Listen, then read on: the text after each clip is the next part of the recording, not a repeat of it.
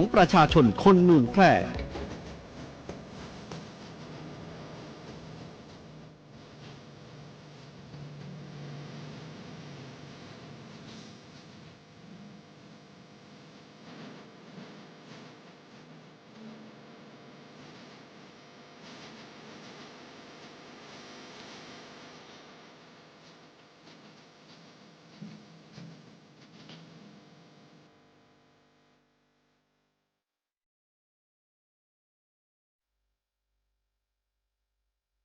สวัสดีครับสถานีวิทยุกระจายเสียงแห่งประเทศไทยจังหวัดแพร่เสนอข่าวท้องถิ่นประจำวันพฤหัสบดีที่ 18 ธันวาคม พุทธศักราช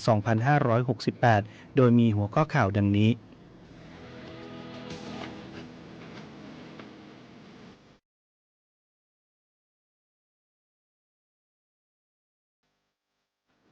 มูลนิธิราชประชานุเคราะห์มอบผ้าห่มกันหนาวและชุดยาเวชภัณฑ์พระราชทานช่วยเหลือผู้ประสบภัยหนาวในจังหวัดแพร่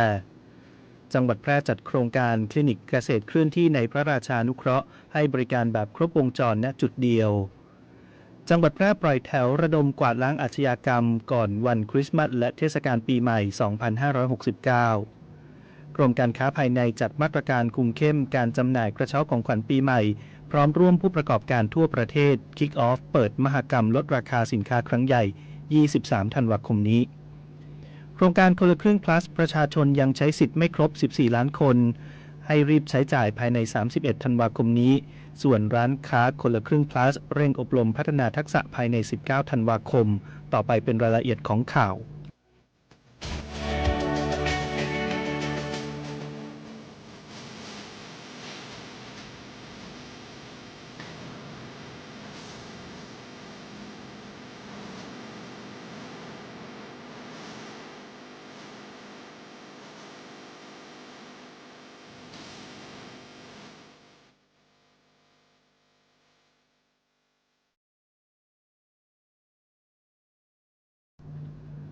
มูลนิธิราชประชานุเคราะห์มอบผ้าห่มกันหนาวและชุดยาเวชภัณฑ์พระราชทานช่วยเหลือผู้ประสบภัยหนาวในจังหวัดแพร่วันนี้พระบาทสมเด็จพระเจ้าอยู่หัวทรงพระกรุณาโปรดเกล้าโปรดกระหม่อมให้มูลนิธิราชประชานุเคราะห์ในพระบรมราชูปถัมภ์เชิญผ้าห่มกันหนาวพระราชทานพร้อมชุดยาและเวชภัณฑ์พระราชทานมอบแก่ราษฎรผู้ประสบภัยหนาวในพื้นที่จังหวัดแพร่จำนวน 2,500 ชุดเพื่อบรรเทาความเดือดร้อนและสร้างขวัญกำลังใจให้แก่ประชาชนในช่วงฤดูหนาวโดยมีนายสมชัยเลิศประสิทธิพันธ์ผู้ว่าราชการจังหวัดแพร่ในฐานะประธานกรรมการมูลนิธิราชประชานุเคราะห์ประจำจังหวัดแพร่เป็นประธานในพิธีณศูนย์กีฬาในร่มเทศบาลตำบลแม่จั๊วอำเภอเด่นชัยจังหวัดแพร่โดยในช่วงฤดูหนาวตั้งแต่กลางเดือนพฤศจิกายนถึงปลายเดือนกุมภาพันธ์จังหวัดแพร่จะมีอากาศหนาวเย็นส่งผลกระทบต่อประชาชนที่ขาดแคลนเครื่องกันหนาวจากการสำรวจข้อมูลผู้ประสบความเดือดร้อนจากภัยหนาวและความต้องการเครื่องกันหนาวเพื่อการสงเคราะห์ราษฎรประจำปีงบประมาณพุทธศักราช 2569 พบว่ามีประชาชนกลุ่มเปราะบางอาทิผู้สูงอายุเด็กไร้ผู้อุปการะคนทุพพลภาพผู้มีรายได้น้อยและผู้ประสบความเดือดร้อนรวมจำนวน 55,451 คนทั้งนี้จังหวัดแพร่ได้รับผ้าห่มกันหนาวพระราชทานพร้อมชุดยาและเวชภัณฑ์จากมูลนิธิราชประชานุเคราะห์ในพระบรมราชูปถัมภ์จำนวน 2,500 ชุดกระจายมอบให้แก่ประชาชนผู้ประสบภัยหนาวทั้ง 8 อำเภอโดยจังหวัดแพร่จะบูรณาการความร่วมมือหน่วยงานภาครัฐภาคเอกชนและมูลนิธิการกุศลต่างๆเพื่อให้การช่วยเหลือประชาชนอย่างต่อเนื่องต่อไป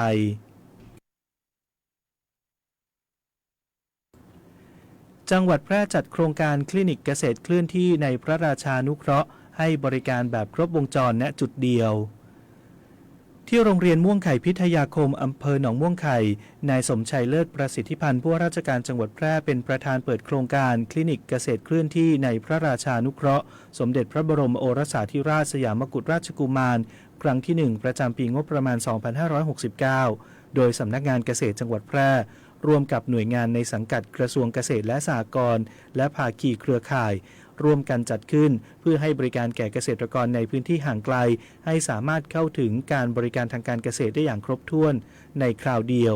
ภายใต้การบูรณาการความร่วมมือจากหน่วยงานด้านวิชาการการส่งเสริมการเกษตร โดยมุ่งเน้นการพัฒนาและฟื้นฟูเกษตรกรให้สามารถทำการเกษตรได้อย่างมีประสิทธิภาพและยั่งยืนทางด้านพืชประมงปศุสัตว์สหกรณ์การเกษตรการพัฒนาที่ดินชลประทานบัญชีสหกรณ์และกฎหมายปฏิรูปที่ดินภายในงานได้จัดให้มี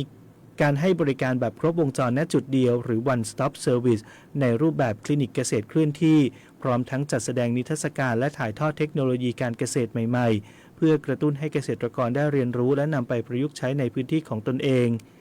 สำหรับปัญหาและความต้องการของเกษตรกรในพื้นที่พบว่าปัญหาหลักได้แก่ปัญหาต้นทุนการผลิตข้าวและข้าวโพดเลี้ยงสัตว์มีราคาสูง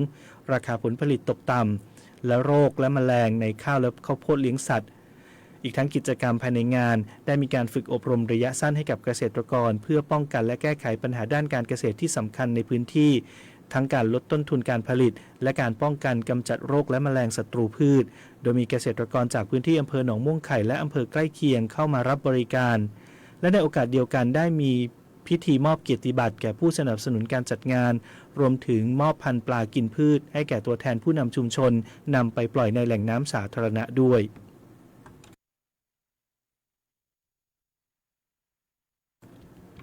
จังหวัดแพร่ปล่อยแถวระดมกวาดล้างอาชญากรรมห่วงก่อนวันคริสต์มาสและเทศกาลปีใหม่ 2569 วันนี้เวลา 16:30 นาทีที่บริเวณลานหน้าสถานีตำรวจภูธรอำเภอเมืองแพร่นายชัยสิทธิ์ชัยสำริดผลรองผู้ว่าราชการจังหวัดแพร่เป็นประธานในพิธีปล่อยแถวระดมกำลังเจ้าหน้าที่ตำรวจทหารสมาชิกกองอาสารักษาดินแดนและเครือข่ายภาคประชาชนออกปฏิบัติการระดมกวาดล้างอาชญากรรมในห่วงก่อนวันคริสต์มาสและเทศกาลปีใหม่ 2569 เพื่อเสริมสร้างความปลอดภัยในพื้นที่และสร้างความเชื่อมั่นให้แก่ประชาชนโดยมุ่งเน้นการป้องกันและปราบปรามอาชญากรรมการรักษาความสงบเรียบร้อยของสังคมตลอดจนการดูแลความปลอดภัยในชีวิตและทรัพย์สินของประชาชนเพื่อเป็นของขวัญปีใหม่ให้แก่พี่น้องประชาชนเนื่องในวันคริสต์มาสและเทศกาลปีใหม่คาดว่าจะมีประชาชนเดินทางกลับภูมิลำเนารวมถึงนักท่องเที่ยวทั้งชาวไทยและชาวต่างชาติเดินทางเข้ามาในพื้นที่เป็นจำนวนมากซึ่งอาจส่งผลกระทบต่อการจราจรและความปลอดภัยในชีวิตและทรัพย์สินด้านพลตำรวจตรีพงษ์เดชคำใจสู้ผู้บังคับการตำรวจภูธรจังหวัดแพร่กล่าวว่าการระดมปล่อยแถว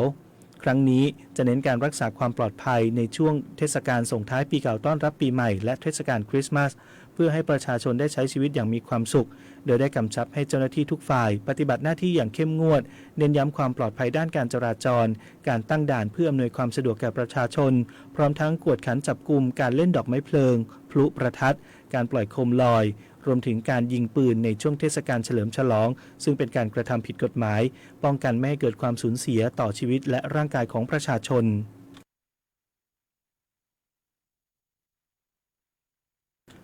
กรมการค้าภายในจัดมาตรการคุมเข้มการจำหน่ายกระเช้าของขวัญปีใหม่พร้อมร่วมกับผู้ประกอบการทั่วประเทศ Kick Off มหกรรมลดราคาสินค้าครั้งใหญ่วันที่ 23 ธันวาคมนี้นายวิทยากรมณีเนตรอธิบดีกรมการค้าภายในกระทรวงพาณิชย์กล่าวว่าได้จัดมาตรการคุมเข้มการจำหน่ายกระเช้าของขวัญในช่วงเทศกาลปีใหม่เพื่อสร้างความเชื่อมั่นแก่ประชาชนโดยจัดเจ้าหน้าที่ลงพื้นที่ตรวจสอบการจำหน่ายสินค้าของผู้ประกอบการทั้งสินค้าส่งและสินค้าปลีกทั่วประเทศ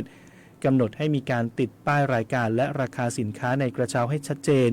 มีทีมตรวจการให้บริการและการจำหน่ายอาหารเครื่องดื่มและของฝากยังสถานีขนส่งทั้งสถานีขนส่งผู้โดยสารกรุงเทพสถานีเอกมัยสายใต้สถานีกลางบางซื่อการตรวจจุดชั่งน้ำหนักท่าอากาศยานดอนเมืองการติดป้ายรับรองมาตรฐานเครื่องชั่งรวมถึงจุดพักรถบนทางหลวงสายหลักสถานที่ท่องเที่ยวสถานีบริการน้ำมันเชื้อเพลิงที่ได้ดำเนินโครงการหัวจ่ายเชื้อเพลิงมาตรฐานกว่า 6,800 สถานีนอกจากนี้ยังได้ดำเนินมหกรรมพาณิชย์ลดราคา New Year Mega Sale 2026 เริ่มดำเนินการระหว่างวันที่ 23 ธันวาคม 2568 ถึง 31 มกราคม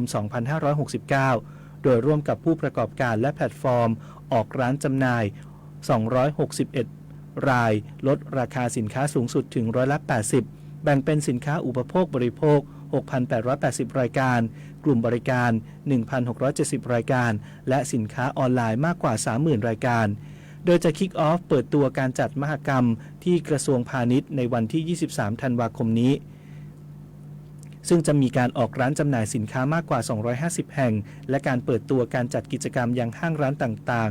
ๆทั่วประเทศขณะเดียวกันยังมีการจัดมหกรรมธงฟ้าข้าวถุงราคาพิเศษเพื่อช่วยลดภาระค่าครองชีพการอำนวยความสะดวกแก่ประชาชนด้วยบริการ Fast Track ในช่วงปีใหม่ด้วย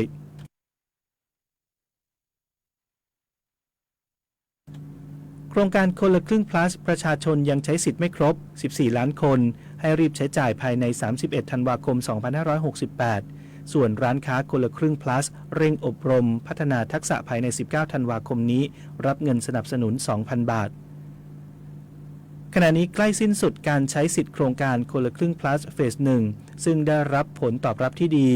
รัฐบาลขอแจ้งเตือนผู้ที่ยังใช้สิทธิ์ไม่ครบกว่า14ล้านคนให้เร่งใช้จ่ายให้หมดภายในวันที่31ธันวาคม2568เนื่องจากเมื่อโครงการสิ้นสุดลงระบบจะตัดวงเงินคงเหลือทั้งหมดคืนและขอเชิญชวนร้านค้าที่เข้าร่วมโครงการคนละครึ่ง plus ผ่านโครงการพัฒนาความรู้ทักษะ upskill หรือเรียนรู้ทักษะใหม่ reskill กระทรวงการคลังจะเปิดให้ผู้ประกอบการร้านค้าพัฒนาทักษะได้ถึงวันที่19ธันวาคม2568เท่านั้นโดยสามารถเลือกเข้าร่วมการพัฒนาทักษะด้านการเงินและด้านดิจิทัลผ่าน3ช่องทางใดทางหนึ่งดังนี้ 1. เข้าร่วมเป็นร้านค้าบนแพลตฟอร์มของผู้ให้บริการระบบขนส่งอาหารหรือ Food Delivery 2. เข้าร่วมและผ่านเกณฑ์การอบรมออนไลน์ของธนาคารออมสินและ 3. เข้าร่วมและผ่านเกณฑ์การอบรมออนไลน์ของกรมพัฒนาธุรกิจการค้ากระทรวงพาณิชย์ตั้งแต่เริ่มต้นธุรกิจสำหรับ SME มือใหม่การตลาดยุคดิจิทัลและการใช้เทคโนโลยี AI ที่สามารถนำไปต่อยอดในการเพิ่มรายได้ลดรายจ่ายและเพิ่มทักษะเทคโนโลยีได้จริงซึ่งร้านค้าที่ผ่านหลักเกณฑ์และเงื่อนไขจะได้รับสิทธิ์เงินสนับสนุนจากภาครัฐ 20% เป็นเงินสูงสุดไม่เกิน 2,000 บาทต่อรายโดยกระทรวงการคลังจะประกาศผลผู้ได้รับสิทธิ์ในวันที่ 23 ธันวาคมนี้ผ่านข้อความบนแอปพลิเคชันถุงเงินและข้อความสั้นและจะโอนเงินให้ผู้ได้รับสิทธิ์ในวันที่ 25 ธันวาคม 2568 รัฐบาลไทยประกาศสงครามสแกมเมอร์รัฐบาลจึงได้ประกาศสงครามกับสแกมเมอร์ในฐานะที่สแกมเมอร์เป็นวาระแห่งชาติและในวันนี้ผมก็ได้ใช้โอกาสนี้มารายงานความคืบหน้าและเน้นย้ำถึงสิ่งที่เราต้องร่วมกันทำต่อไปรัฐบาลได้จัดตั้งคณะกรรมการอำนวยการป้องกันและปราบปรามอาชญากรรมทางเทคโนโลยีขึ้นมาโดยมีผมเป็นประธานด้วยตนเองเพื่อให้ทุกหน่วยงานทำงานไปในทิศทางเดียวกันเราได้มีการลงนามบันทึกความเข้าใจระหว่าง 15 หน่วยงานหลักทั้งภาครัฐและภาคเอกชนตลอดจนสถาบันการเงินเพื่ออุดช่องโหว่ทางการเงินและตัดเส้นทางเงินของกระบวนการอาชญากรรมเหล่านี้ให้สิ้นซากรวมพลังคนไทยต้านภัยสแกมเมอร์นายอนุทิน ชาญวีรกูลนายกรัฐมนตรี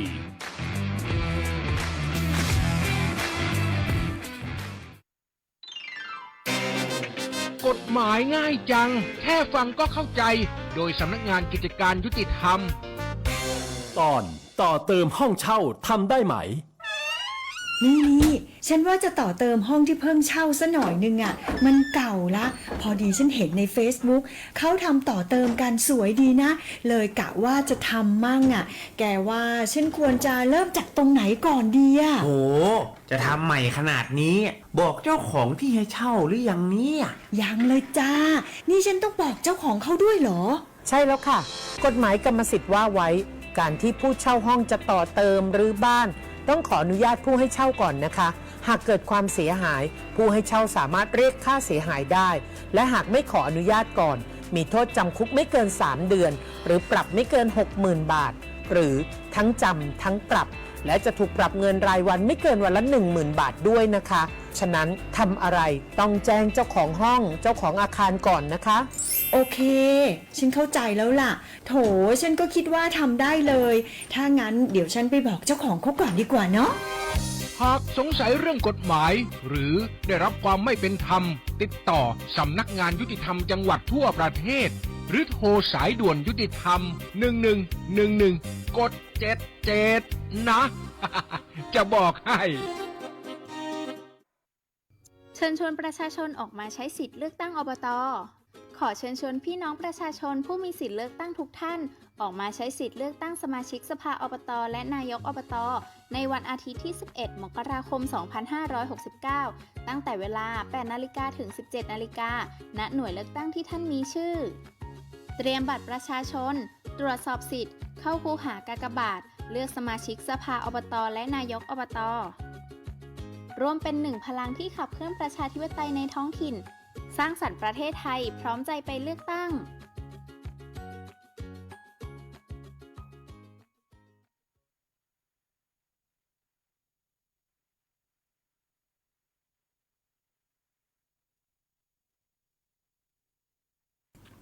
ติดตามพยากรณ์อากาศประจำวันจากสถานีอุตุนิยมวิทยาแพร่ประจำวันพฤหัสบดีที่ 18 ธันวาคม 2568 ลักษณะอากาศทั่วไปของประเทศไทย ประเทศไทยตอนบนมีอากาศเย็นถึงหนาวในตอนเช้าและอุณหภูมิจะลดลง 1-3 องศาเซลเซียส โดยมีฝนเกิดขึ้นได้บางพื้นที่ในภาคเหนือตอนบนและภาคตะวันออกเฉียงเหนือตอนบน เนื่องจากบริเวณความกดอากาศสูงหรือมวลอากาศเย็นยังคงปกคลุมประเทศไทยตอนบน ในขณะที่คลื่นกระแสลมฝ่ายตะวันตกจากประเทศเมียนมาเคลื่อนเข้าปกคลุมภาคเหนือและประเทศลาวตอนบนขอให้ประชาชนในบริเวณดังกล่าวดูแลรักษาสุขภาพเนื่องจากสภาพอากาศที่เปลี่ยนแปลงส่วนเกษตรกรในภาคเหนือควรเตรียมการป้องกันและระวังความเสียหายที่จะเกิดต่อผลผลิตทางการเกษตรสำหรับภาคใต้มีฝนลดลงแต่ยังคงมีฝนตกหนักบางแห่งบริเวณจังหวัดสงขลาปัตตานียะลาและนราธิวาสเนื่องจากมรสุมตะวันออกเฉียงเหนือที่พัดปกคลุมอ่าวไทยภาคใต้และทะเลอันดามันมีกำลังปานกลางขอให้ประชาชนบริเวณภาคใต้ตอนล่างระวังอันตรายจากฝนตกหนักและฝนที่ตกสะสมซึ่งอาจทำให้เกิดน้ำท่วมฉับพลันและน้ำป่าไหลหลากโดยเฉพาะพื้นที่ลาดเชิงเขาใกล้ทางน้ำไหลผ่านและพื้นที่ลุ่มส่วนคลื่นลมบริเวณอ่าวไทยและห่างฝั่งทะเลอันดามันมีกำลังปานกลางโดยอ่าวไทยตอนล่างมีคลื่นสูงประมาณ2 เมตรอ่าวไทยตอนบนและห่างฝั่งทะเลอันดามันมีคลื่นสูง 1-2 เมตรบริเวณที่มีฝนฟ้าคะนองคลื่นสูงมากกว่า2 เมตรขอให้ชาวเรือบริเวณอ่าวไทยและทะเลอันดามันเดินเรือด้วยความระมัดระวังและหลีกเลี่ยงการเดินเรือในบริเวณที่มีฝนฟ้าคะนองสถานการณ์ฝุ่นละอองในระยะนี้ภาคกลางรวมทั้งกรุงเทพมหานครและปริมณฑลมีการสะสมของฝุ่นละอองหมอกควันอยู่ในเกณฑ์ปานกลางถึงค่อนข้างมากเนื่องจากมีการระบายอากาศอยู่ในเกณฑ์ที่ไม่ดีพยากรณ์อากาศบริเวณภาคเหนืออากาศเย็นถึงหนาวในตอนเช้าและอุณหภูมิจะลดลง 1-3 องศาเซลเซียสโดยมีฝน10%ของพื้นที่ส่วนมากบริเวณจังหวัดเชียงใหม่เชียงรายลำปางพะเยาและน่านอุณหภูมิต่ำสุด 15-20 องศาเซลเซียสอุณหภูมิสูงสุด 27-32 องศาเซลเซียสบริเวณยอดดอยอากาศหนาวถึงหนาวจัดอุณหภูมิต่ำสุด 6-14 องศาเซลเซียสลมตะวันออกเฉียงเหนือความเร็ว 10-15 กิโลเมตรต่อชั่วโมงพยากรณ์อากาศบริเวณจังหวัดแพร่มีอากาศเย็นในตอนเช้าและอุณหภูมิจะลดลง 1-3 องศาเซลเซียสทัศนวิสัย300 เมตรถึง 10 กิโลเมตรลมตะวันออกเฉียงเหนือความเร็ว 10-15 กิโลเมตรต่อชั่วโมงอุณหภูมิสูงสุดที่สถานีอุตุนิยมวิทยาแพร่วานนี้วัดได้ 32.0 องศาเซลเซียสอุณหภูมิต่ำสุดที่สถานีอุตุนิยมวิทยาแพร่เช้าวันนี้วัดได้ 17.4 องศาเซลเซียสคาดว่าอุณหภูมิสูงสุดวันนี้ประมาณ 31 องศาเซลเซียสคาดว่าอุณหภูมิต่ำสุดเช้าพรุ่งนี้ประมาณ 16 องศาเซลเซียสบริเวณยอดดอยอากาศหนาวถึงหนาวจัดอุณหภูมิต่ำสุด 11 องศาเซลเซียสวันนี้ดวงอาทิตย์ตกเวลา 17:47 นาทีวันพรุ่งนี้ดวงอาทิตย์ขึ้นเวลา 6:45 นาทีจบการเสนอข่าวท้องถิ่นพระสถิตอยู่ในใจตราบนิรันดร์น้อมสำนึกในพระมหากรุณาธิคุณเป็นล้นพ้นอันหาที่สุดมิได้ข้าพระพุทธเจ้าข้าราชการและเจ้าหน้าที่สถานีวิทยุกระจายเสียงแห่งประเทศไทยจังหวัดแพร่ธนชัยสุวรรณากาศอ่าน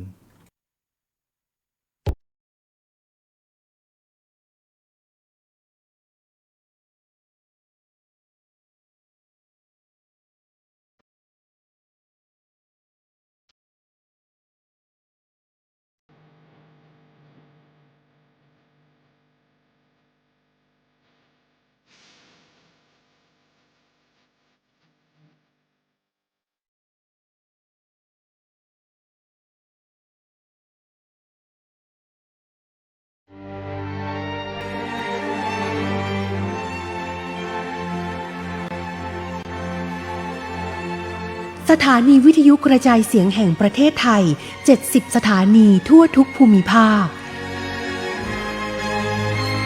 เสนอรายการใต้ร่มพระบารมีพระพันปีหลวง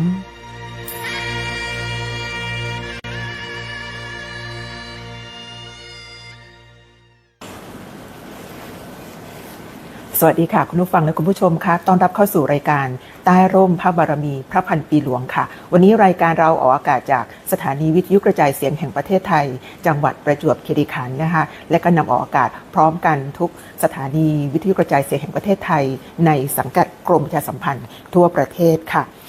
รายการของเราในวันนี้นะคะอำนวยการผลิตโดยผู้อำนวยการสวทประจวบคีรีขันธ์คุณสุชาดาทุมลินะคะดิฉันสุรางบารมีดำเนินรายการและมาพร้อมกับช่างเทคนิคคุณบดินทร์สง่าเพชรค่ะช่วงต่างๆของรายการวันนี้นะคะนำเรียนก่อนช่วงแรกจะเป็นช่วงตามรอยพระเมตตานะคะซึ่งจะพาไปชมสารคดีใต้ร่มพระบารมีของคุณสมพิษบุตรสาระนะคะตั้งแต่ปี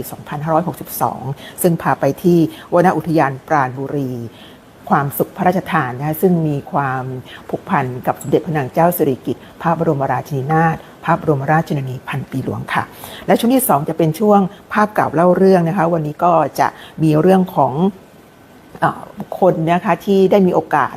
ถวายงานถึงแม้จะเป็นตำแหน่งเล็กๆพนักงานขับรถแท็กเตอร์นะคะที่นิคมสร้างตนเองคุณลุงบุญรอดอุปมากนะคะที่จะมาย้อนภาพย้อนความทรงจำเมื่อครั้งที่ทั้งสองพระองค์นะคะในหลวงรัชกาลที่ 9 และสมเด็จพระพันปีเสด็จพระราชดำเนินมาที่นิคมสร้างตนเองแล้วก็ที่โรงสีพระราชทานที่ตำบลอ่าวน้อยอำเภอเมืองประจวบคีรีขันธ์และช่วงที่3นะคะจะเป็นช่วงสานต่อพระราชปณิธานค่ะไปติดตามศูนย์ทอผ้าเขาเต่านะคะโดยคุณธันรดาพลายชมพูแล้วก็เรื่องของสิ่งแวดล้อมนะคะทั้งศูนย์ศรีนาถราชินีกับคุณสมเด็จนาคดีเชิญรับชมตามลำดับค่ะช่วงตามรอยพระเมตตา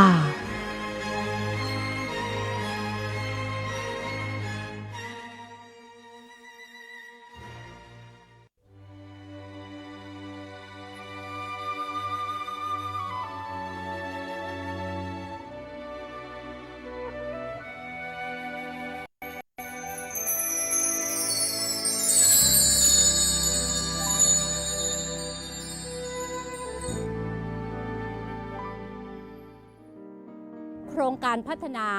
ป่าไม้ปากน้ำปราณบุรีอันเนื่องมาจากพระราชดำริจังหวัดประจวบคีรีขันธ์นะคะสถานที่แห่งนี้ถือว่าเป็นสถานที่ที่ได้จุดประกายให้คนไทยทั้งประเทศได้หันมารู้สึกรักและหวงแหนทรัพยากรธรรมชาตินำมาสู่คุณูปการกลับสู่ชุมชนกลายเป็นสถานที่ท่องเที่ยวที่สร้างรายได้ให้กับคนในพื้นที่และเป็นสถานที่ยอดฮิตทีเดียวสำหรับนักท่องเที่ยวเดินทางมาชื่นชมความงดงามของทรัพยากรของประเทศไทยอย่างต่อเนื่องแล้วค่ะ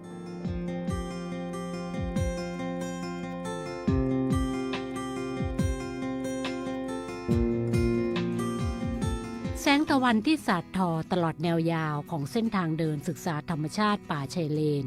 ณพื้นที่โครงการพัฒนาป่าไม้ปากแม่น้ำปราณบุรีอันเนื่องมาจากพระราชดำริซึ่งก็คือวนอุทยานปราณบุรีอำเภอปราณบุรีจังหวัดประจวบคีรีขันธ์เสมือนหนึ่งทุ่งสีทองที่มีความสดใสและมีชีวิตชีวามีความผสมผสานอย่างลงตัวของพื้นที่สีเขียวและสีฟ้าของท้องฟ้าและท้องน้ำทะเลยิ่งทำให้บรรยากาศของที่นี่เต็มไปด้วยธรรมชาติที่ร่มรื่นและนี่คือวนอุทยานปราณบุรีความสุขพระราชทานกับเรื่องราวแห่งประวัติศาสตร์ซึ่งได้เริ่มต้นขึ้นในปีพุทธศักราช 2517 เส้นทางของการฟื้นฟูอนุรักษ์ป่าชายเลนปากน้ำปราณตามแนวพระราชดำริในสมเด็จพระนางเจ้าสิริกิติ์พระบรมราชินีนาถพระบรมราชชนนีพันปีหลวงพระองค์ทรงห่วงใยในสภาวะวิกฤตของป่าชายเลนเป็นอย่างยิ่งพระองค์จึงได้ทรงงานปกป้องฟื้นฟูป่าชายเลนมาอย่างต่อเนื่องพระราชทานขวัญกำลังใจแก่เหล่าเจ้าหน้าที่ให้ช่วยกันทำงานปลุกจิตสำนึกให้ความรู้แก่ประชาชนและผู้คนในชุมชนให้ทุกคนได้ประโยชน์ร่วมกันอย่างยั่งยืน พื้นที่โครงการพัฒนาป่าไม้ปากน้ำปรานบุรีเนื่องจากข้ามรีนะครับก็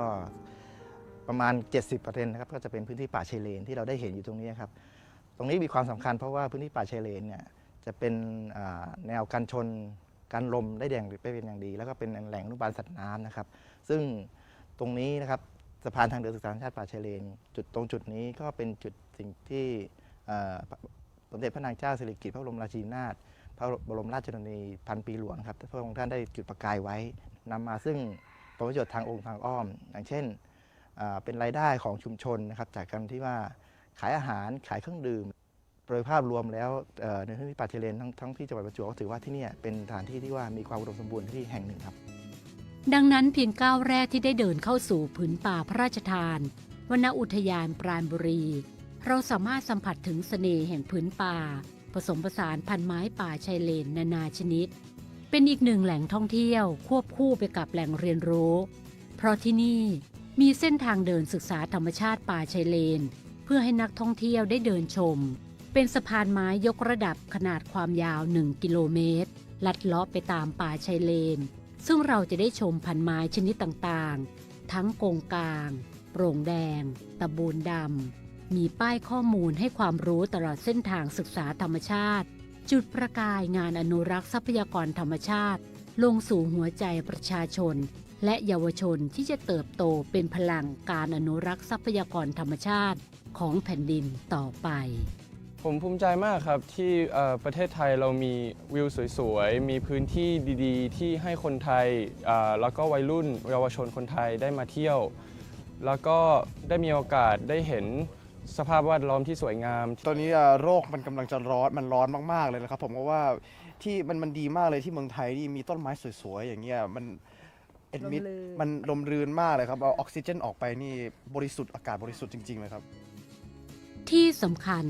จากแนวพระราชดำริแม่ของแผ่นดินในการฟื้นฟูอนุรักษ์ป่าชายเลนที่พระองค์ได้พระราชทานไว้นั่นคือการสร้างการเข้ามามีส่วนร่วมของผู้คนในชุมชนวันนี้ได้นำไปสู่การท่องเที่ยวชมวิถีชีวิตชุมชนประมงปากน้ำปราณล่องเรือสัมผัสความงดงามตามธรรมชาติชมป่ากงกาง100 ปีที่คนในชุมชนได้ร่วมกันดูแลอนุรักษ์ไว้เป็นอย่างดีพัฒนาต่อยอดเป็นกลุ่มอนุรักษ์ป่าชายเลนคลองเก่าปากน้ำปราณสร้างอาชีพมักคุเทศก์ท้องถิ่นชมวิถีชีวิตของชุมชนชาวประมงแห่งปากน้ำปราณผมก็ร่วมกับวนอุทยานปราณบุรีนะครับช่วยกันดูแลปลูกป่าเก็บขยะในแม่น้ำลำคลองแล้วก็ประโยชน์ที่ได้รับจากวนอุทยานปราณบุรีนี่ก็มารับนักท่องเที่ยวล่องเรือชมธรรมชาติป่าชายเลนดูวิถีชีวิตคนปากน้ำปานก็จะเป็นรายได้ของชุมชนนะครับก็พอเลี้ยงครอบครัวพอให้ลูกหลานได้มีค่าเราเลี้ยงได้ครับจากพระราชดำริในการฟื้นฟูอนุรักษ์ป่าชายเลนที่แม่ของแผ่นดินได้พระราชทานไว้ได้กลายเป็นตัวอย่างของการอนุรักษ์ป่าชายเลนที่ประสบความสำเร็จอย่างงดงามอีกทั้งพระราชปณิธานสืบสานรักษาและต่อยอดในสมเด็จพระเจ้าอยู่หัวจะเป็นหลักชัยดูแลปกป้องทรัพยากรแห่งแผ่นดินอย่างมั่นคง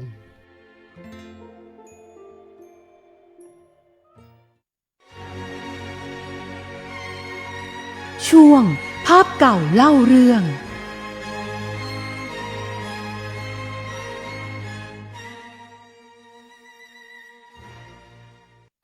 ผมนายบุญรอดอุปมากประธานชมรมผู้สูงอายุคนละเพลงเทศบาลตำบลกม5นิคมสร้างตนเองจังหวัดประจวบคีรีขันธ์วันนี้ก็จะให้ข้อมูลเรื่องหลวงสีข้าวแล้วก็พระราชินีพระพันปีหลวงที่ได้ตามเสด็จในหลวงรัชกาลที่9มาที่นี่ค่ะตามเสด็จทุกครั้งพระองค์จะตามเสด็จมาตลอดนี่ตลอดเลยจะไปตรงไหนก็ไปล่มก็กลางให้แต่ในหลวงบางทีไม่หรอกบุกป่าเลยฮะไปดูบุกป่าพระองค์ก็ตามเอาขึ้นนู่นเอาในหลวงคุยกับเจ้าหน้าที่แล้วเสร็จแล้วราชินีก็ไปคุยเรื่องทำดอกไม้ประดิษฐ์พระองค์ทำท่านผู้หญิงมณีรัตน์บุญนาคกับผมสนิทกันรู้จักกันดีแล้วก็ไปที่วังมะเดื่อ วังมะเดื่อนั่นเขาไม่มีรูปนะแกไอเรื่องตั้งเขื่อนสร้างเขื่อนเนี่ยสร้างเขื่อนนี่แต่ผมรู้ไปมองอยู่ห่างๆเนี้ย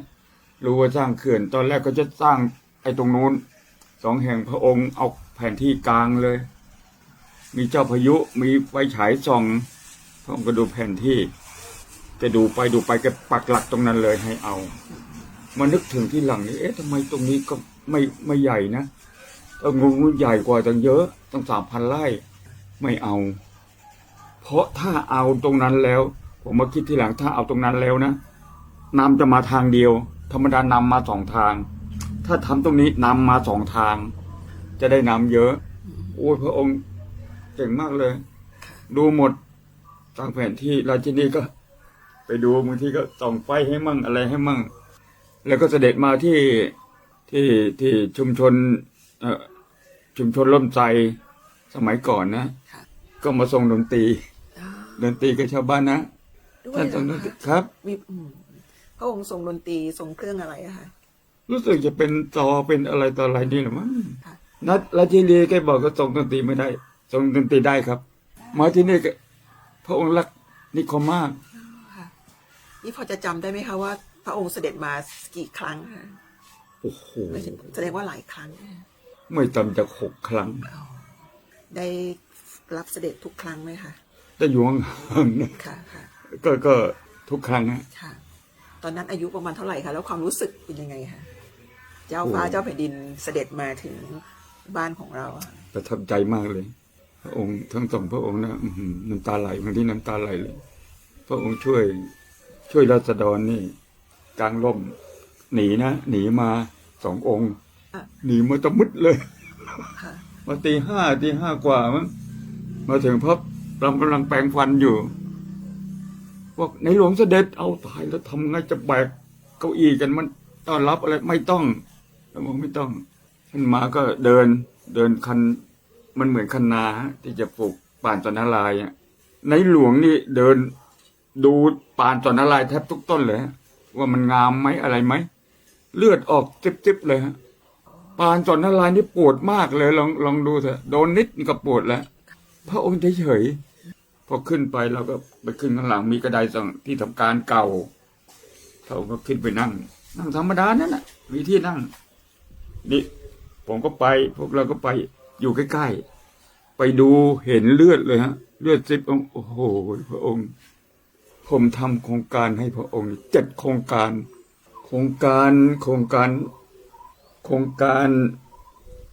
สับปะรดโครงการจากสับปะรดกวนนำสับปะรดนำส้มสายชูจากสับปะรดอะไรพวกเนี้ยให้ชาวบ้านทำตอนนั้น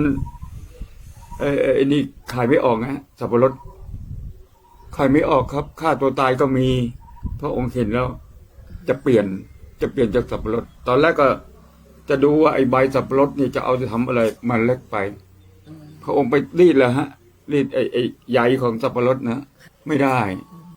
พระองค์ก็เลยกวนเอาสับปะรดกวนผมเป็นคนส่งท่านผู้หญิงนี่ไม่รู้จะกี่คนรู้จักหมดเข้าสวนจิตรลดาเข้าประจำโครงการของพระองค์เนี่ยโอ้ยถ้าเราต้องค่อยๆเล่าเรื่อยๆอีกเยอะราชินีก็เดินตามล่มเดินตามตลอดเลยแล้วตอนที่พระองค์มาที่โรงสีที่ก่อนที่จะมาสร้างเป็นโรงสีอะค่ะเราให้ฟังสักนิดนึงโอ้เจ้าหลวงสีนี่มีเจ้าหน้าที่ของนิคมก็ถวายที่ดินเพื่อสร้างโรงสีก่อนที่จะสร้างโรงสีเนี่ยพระองค์ก็เห็นเสด็จมาที่กิโล 5ก็พระองค์ก็เดินในตลาดกิโล 5เราไม่มีข้าวจะกินสับปะรดกินไม่ได้พระองค์ก็เลยตั้งโครงการขึ้นมาต้องทำนาไงโครงการเขื่อนถึงได้เกิดก็มาพระองค์ก็เลยไปทำเรื่องน้ำเรื่องอะไรต่ออะไรเพื่อจะทำไร่นาส่วนผสมครับที่อยู่ที่นานิคมก็ผมไปถางหมดอะถางป่าปลูกข้าวแต่ผมเนี่ยความรู้สึกของผมนะที่นั่นทำนาไม่ได้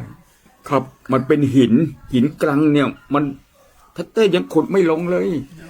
เนี่ยก็บอกว่าตรงเนี้ยไม่งามข้าวไม่งามผมก็บอกว่าทีนี้พระองค์ โครงการพระองค์ต้องทำก็ไม่ได้ข้าวจริงๆนั่นก็ดูติดตามพระองค์งานของพระองค์ทุกงานนี้ผมต้องทำหมดผมแทบจะไม่จบป .4 นะแต่ต้องทำงานงี้ไปหมดแล้วครับไปเอาหนังสือไปให้ที่อะไรนครราชสีมานี่ก็ที่ให้วันนั้นที่มาเปิดโรงสีเนี่ยเครื่องสีข้าวเนี่ยแกให้ในหลวงสองแห่งนะเปิดวันเดียวกันที่ทุ่งสารอีกแห่งนะที่เปิดที่นี่อีกแห่งหนึ่งพระองค์มาที่นี่ทุ่งสารก็ให้ผู้แทนพระองค์ไปเปิดแล้วก็พระองค์ก็ติดตามมาตลอดเลยพระราชินีก็เสด็จมาด้วยครับเสด็จมาด้วยทุกครั้งฮะไม่เคยความรู้สึกครั้งแรกเลยที่ได้พบทั้งสองพระองค์เนี่ยความรู้สึกของเราเป็นโอ้โหตื่นตันมากพระองค์เสียสละไอ้ตอนที่ถูกปานสนลายเนี่ยโอ้โหพระองค์อย่างนี้เลยเหรอน้ำตาไหลเลยทำงานเพื่อพระองค์ยังไงก็ต้องทำให้ได้แล้วทำได้จริงๆความรู้สึกแล้วก็สิ่งที่คิดว่าจะสืบสานพระปณิธานของพระองค์ต่อไปสืบสานแน่พระองค์ทำแบบไหนก็จะทำตามทุกวันนี้ก็ทำตามพระองค์ตลอดฮะบอกโอ้เหลือเวลาหายใจน้อยแล้วนะพระองค์ทำแบบไปให้ดูแล้วก็ทำแบบนั้นแหละตื่นตันในปัจจุบันกับคนเด็กรุ่นใหม่ๆซึ่งไม่มีโอกาสได้เห็นตอนพระองค์ทรงงานเนี่ยซึ่งความผูกพันอาจจะไม่มีมากเท่าพวกเราในฐานะที่คุณอาเราเป็นคนรุ่นเก่าแล้วเราก็อยู่กับข่าวของพระองค์อยากจะฝากถึงคนรุ่นใหม่ให้เขามีความรักสถาบันยังไงบ้างอ๋อนี่ผมก็ทำแบบให้ดูนะโดยมากคนจะพูดไม่ค่อยเก่งหรอกแต่ทำแบบให้ดูได้เนี่ยในหลวงราชินีของเราเนี่ยทั่วโลกยกย่องนะดูสิพระองค์ทำแต่ความดีดูสิช่วยชาวบ้านตลอดแม้แต่ฝนจะตกแม้แต่น้ำจะท่วมพระองค์ก็ไปทั้งสองพระองค์เดินบุกป่าบุกอะไรต่ออะไรพระองค์ก็ไปสิ่งนี้เราควรจะอนุรักษ์ไว้นะแบบของพระองค์เนี่ยเราต้องรักกันรักโครงการในหลวงมีโครงการอะไรก็ได้ช่วยกันขอให้ช่วยกันให้อยู่ในประเทศไทยตลอดไปครับก็ผมมีความมั่นใจ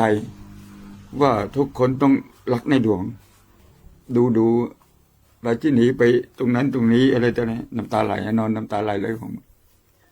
อย่างมันเดี๋ยวเราก็จากโลกแล้วเนาะไม่อยู่นานเลยช่วง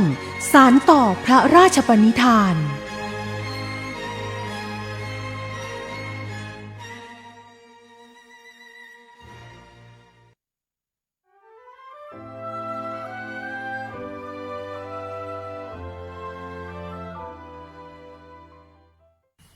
ที่ต้องพูดถึงศูนย์วัฒนธรรมทอผ้าขาวเต่าณปัจจุบัน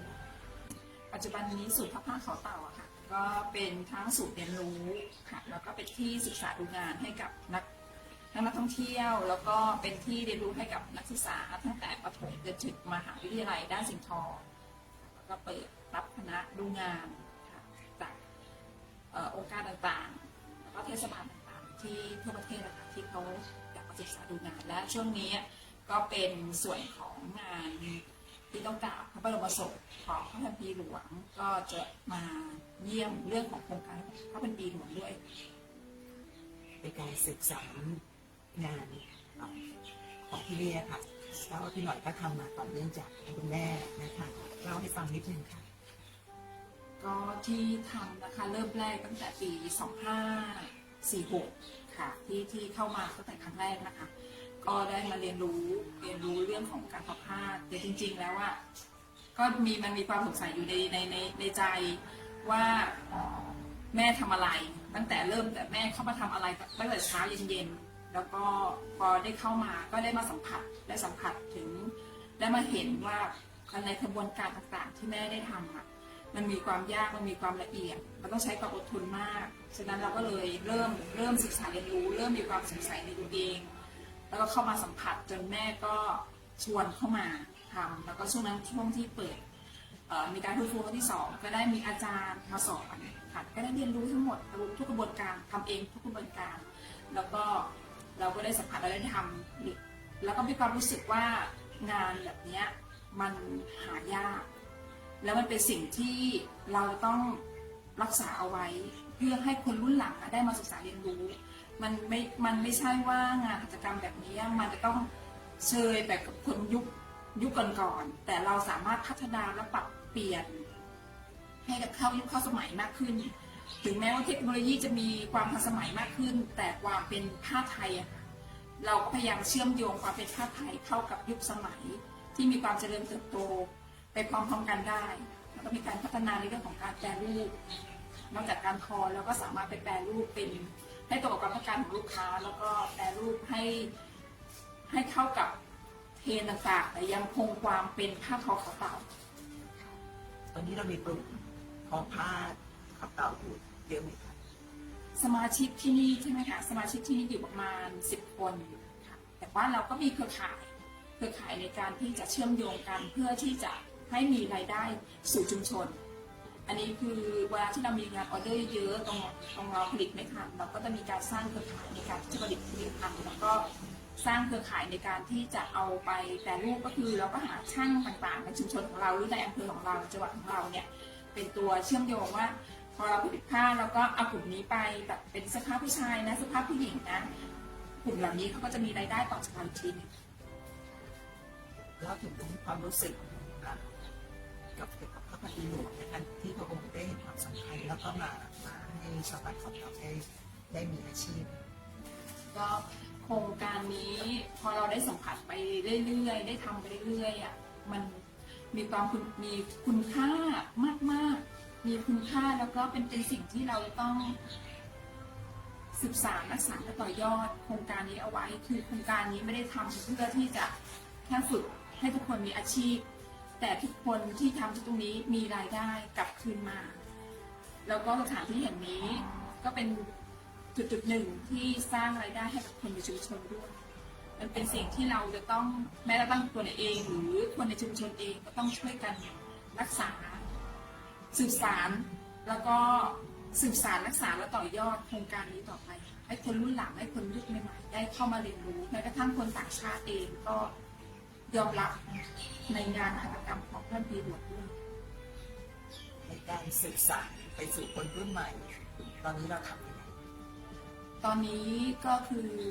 โครงการนี้เรื่องของการศึกษาเนี่ยเราทำมาตั้งแต่ปี 50คือตรงนี้เราไม่มีบรรพบุรุษในการที่จะเรียนรู้เรื่องการทอผ้าไม่มีปู่ย่าตายายที่เป็นเรื่องของเส้นผ้าเลยแต่เรามีรุ่นแม่ที่เป็นนักเรียนรุ่นแรกแล้วเราก็เป็นรุ่น2ที่พยายามสืบสานต่อฉะนั้นก็เลยเอาเรื่องของโครงการ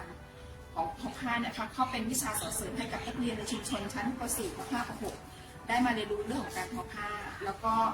เป็นศูนย์เรียนรู้ให้กับนักศึกษาด้านสิ่งทอตามมหาวิทยาลัยต่างๆอย่างมหาลัยกรุงเทพมหาลัยรังสิตที่ทำเรื่องของแฟชั่นและก็สิ่งทอได้มาเชื่อมโยงกับเราพูดถึงความประทับใจทราบว่าพี่หน่อยเองเคยมีโอกาสได้เข้าเฝ้าคุยกันไหมคะก็ตอนนั้นก็เป็นคือมีโอกาสในการคือ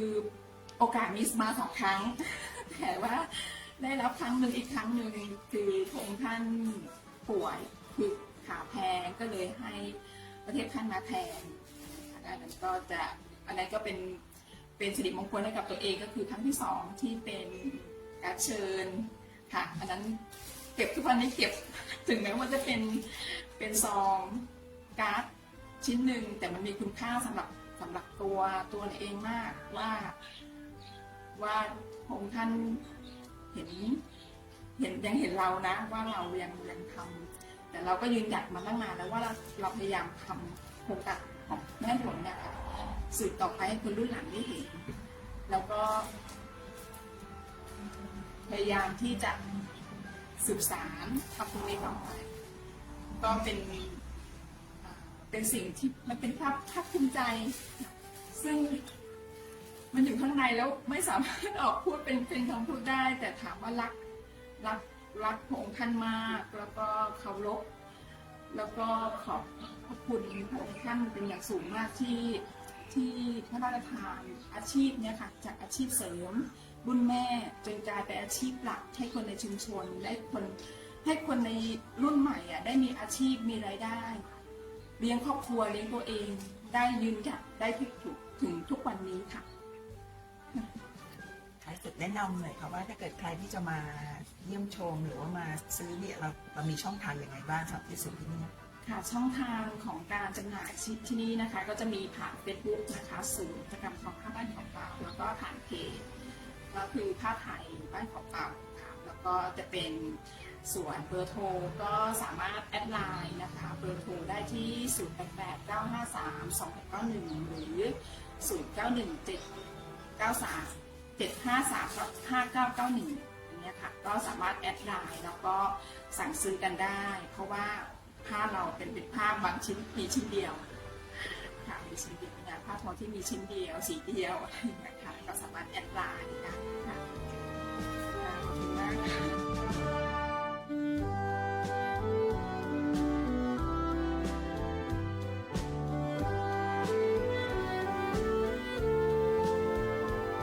ค่ะคุณผู้ฟังคะในช่วงนี้กับรายการใต้ร่มพระบารมีพระพันปีหลวงนะคะจะได้นำคุณผู้ฟังคุณผู้ชมนะคะมาติดตามหนึ่งในประสบนิกรนะคะที่ได้มีโอกาสถวายงานแล้วก็สืบสารพระราชมิตรฐานด้านสิ่งแวดล้อมของสมเด็จพระนางเจ้าสิริกิติ์พระบรมราชินีนาถพระบรมราชชนนีพันปีหลวงนะคะวันนี้พาคุณผู้ฟังไปรู้จักกับคุณสมเด็จนาคดีค่ะหรือพี่เตี้ยนะคะสวัสดีค่ะครับสวัสดีครับพี่ปุ้มค่ะให้พี่เตี้ยแนะนำตัวเองก่อนนะคะว่าตอนนี้ทำอะไรยังไงอยู่ในด้านสิ่งแวดล้อมค่ะครับผมชื่อนายสมเด็จนาคดีนะครับหรือว่าพวกเด็กๆก็จะเรียกลุงเตี้ยนะเตี้ยนะครับก็ตัวผมเองก็ณปัจจุบันนี่ก็เป็นประชาชนประสบนิกรของพระองค์ท่านอย่างเต็มตัวจ้ะแล้วก็ตำแหน่งหนึ่งก็เป็นทสม.รองทสม.อำเภอปรานบุรีนะครับแล้วก็เป็นกลุ่มอนุรักษ์ป่าชายเลนบ้านของเก่าปากน้ำปานแล้วก็เป็นอาสาสมัครพิทักษ์ทรัพยากรทะเลและชายฝั่งนะครับกิจกรรมผมอยากมา20 กว่าปีแล้วครับก็เกี่ยวกับดูแลธรรมชาติรักษาสิ่งแวดล้อมเช่นเก็บขยะในตลาดลำคลองก็มีเรื่องความสำคัญของป่าเองเพื่อ